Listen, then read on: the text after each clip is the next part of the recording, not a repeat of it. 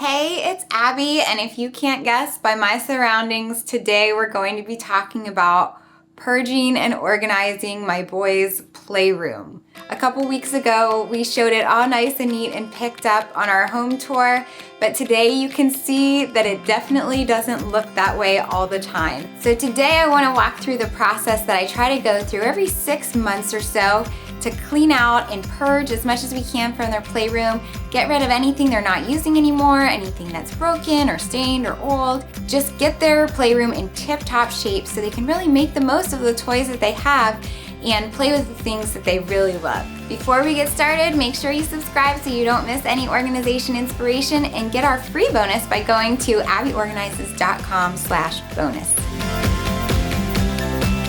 So believe it or not, the process of purging this space actually started a couple weeks ago. I pay close attention to what my boys are playing with, what they're not using so much anymore, and kind of how the systems are working in their room while they're in here playing. And so when I've kind of identified some things that I don't think they're really using and could maybe be donated to somebody else who could appreciate them, I start bringing that up with the boys ever so subtly and saying, you know, Caleb, I haven't seen you play with your Imaginext toys in a while. Do you think that's something that another kid would be able to get better use out of? Or do you think that's something that we could pass along for now since you're more interested in Legos these days?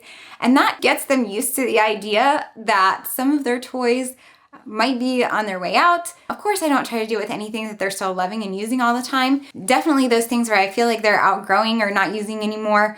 I try to plant those seeds early so it makes it easier for me in the long run. I usually try to do the first pass of cleaning out the playroom myself while maybe the boys are at school or just when they're downstairs, because that allows me to just pull out anything, any junk, anything that needs to be thrown away, anything that's broken. They're not here saying, no, I need that little piece of yarn that really trash and needs to be thrown away. So once I've made my first initial pass, then I bring the boys in and we dump out each bin. We look through every one and we decide what to keep, what should be thrown away, what we can donate or sell on Craigslist or a Facebook yard sale group or something like that. And we try to go through every single thing. They've gotten pretty good at recognizing, what's important to them, what they're really gonna use, and what we can pass along to somebody else who will appreciate it more. Of course, I would probably still get rid of a lot more things than they're willing to part with, but that's okay. We make progress and we pare down their items,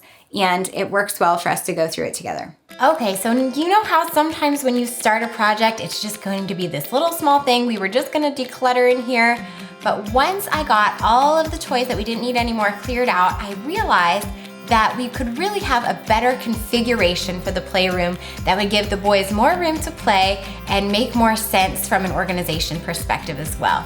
So let's take a look and see what we came up with.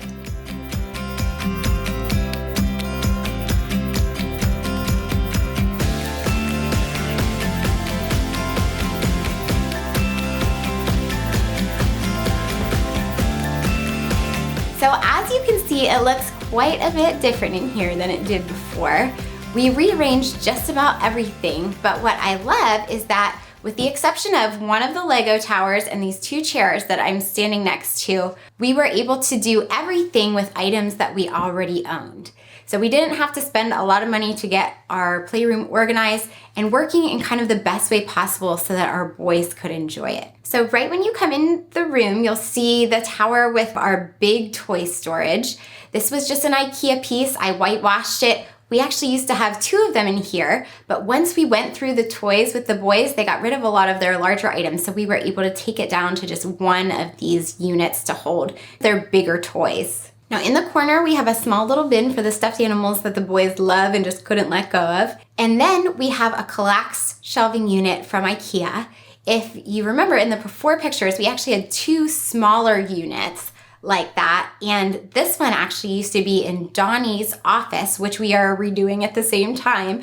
He wanted to get it out of his space, so we brought it up here because it worked a little better with the setup that we were going for in the space. On the bottom shelf, we have our bins. They all have a little adhesive book plate on it with a label that I stuck in it. I try to put on the labels both the word and a picture because little Caleb isn't reading quite yet, so that the boys, when they're cleaning up, know exactly what goes into each of the bins. On the row above that, we have some board games. We have some plastic bins that have different types of toys that we kind of wanted to keep together, all their Imaginext stuff in one, all their Connects in another, etc. And then we have this little divider. It's divided into 3 parts. I found it at the Container Store, and it holds all the ammo for the boys' Nerf guns, which are right here in this taller striped bin. On the 3rd shelf, we have more games. We have the books that Caleb is more interested in down a little lower so he can reach them. And we also have a little cubby that has all their Pokemon, which they're really into right now. And finally, on the top shelf, we have all of Connor's books, which he can reach easily because he's a little taller. Then above this unit, we did a little art project that the boys helped me with.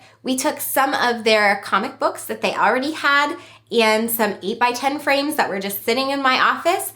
And we framed each of the comic books, putting a little colored piece of paper behind it to make up any space that they didn't quite fill in, and then just hung them on the wall. So it was free, it was easy art, and it's fun for the boys because they're things that they love to look at and are interesting to them. In the room before, we had a big card table in the middle of the room. The boys needed some sort of surface because they're always doing art or putting together Legos or something where they like to be on a surface. But I didn't love that they didn't have a lot of floor space to play on. So we got rid of the card table. We brought in this desk that I already had in my office. It was an extra just sitting in there. And we created this little art station behind me with the desk. These chairs were from IKEA. I found them in the as-is section, so I got a really great deal on them. I used the rolling cart I already had to hold all the boys' art supplies. They're nice and neat and organized.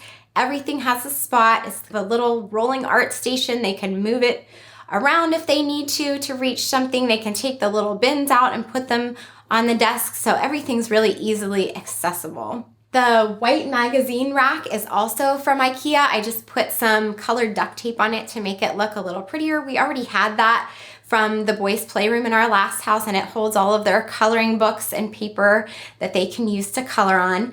And then finally, we hung up some of these wires. These are curtain holders, again from IKEA. We used them in our last house as well, but they are the perfect thing to hold the boys' art so we can display it proudly and they can show off their artwork once they're finished with it. Then finally, this side of the room is our Lego area. Legos are one of the main things that the boys are playing with right now, so I wanted to make sure they had plenty of room to store the Legos they have, and we wanted to make an area where they could display all the Lego sets that they put together. So first, we have the towers that hold their Legos. I could probably make a whole entire video about my theory behind Lego storage, so let me know in the comments if you would like to see that, if that would be helpful. Right now, we just have 2 towers. The Legos are just all thrown together from the different sets that the boys have already put together and then disassembled. The only bin that is separated is I did go quickly through each bin and bring out all the Lego guys because especially Caleb, our youngest, really loves the Lego guys, and so it was easier to have those separate. That's the only one that's labeled, so they know all the guys go in that bin, and then they can put the other Legos back in any of the other slots where there's space. In the closet, we use the IKEA Algot system to create a Lego display area for all of their completed sets. We didn't really have something like this before, so they would complete a set. There was really nowhere to put it. Inevitably, it would get broken and they would get upset. So we really wanted to make a dedicated space to display their items where they could be proud of them and enjoy them for a little while after they spend all the time building them. Along with the Lego display, we also have some boxes that hold some of the boys' keepsake items. I'll probably do a separate video on how we handle the boys' paperwork, and those boxes are part of that system. So that's our new setup. Obviously, it's not going to look this neat and clean all the time. We want the boys to enjoy it and to use it and to really get the most out of it. In fact, the other day I was at Target and Donnie texted me and said, Caleb has rediscovered so many of his toys. And it's true because when their toy room is uncluttered and they can actually see everything that's in here, they are more likely to come up here and play with it because they know what they have and they can easily find what they want. There are going to be times when the playroom gets messy. When it's time to clean up, they have a spot to put everything back in, and it's easy to get it back looking neat and clean. Now, this setup that we have in this room is perfect for our specific kids at this specific stage of their life. We only have 2 kids. They're 6 and 8, so they're pretty self-sufficient at this point. They're heading out of the little kid toy phase a little bit, so I'm sure that we have less toys than some people and way more toys than the other. Every family, every situation, every kid will be different. So it's all about taking whatever space you have and making it work for the needs of you, your family, and your kids. So I hope seeing our setup and our systems were helpful for you. If it was, hit that like button and let me know in the comments what systems you're using that have been really good for helping keep your kids' toys organized.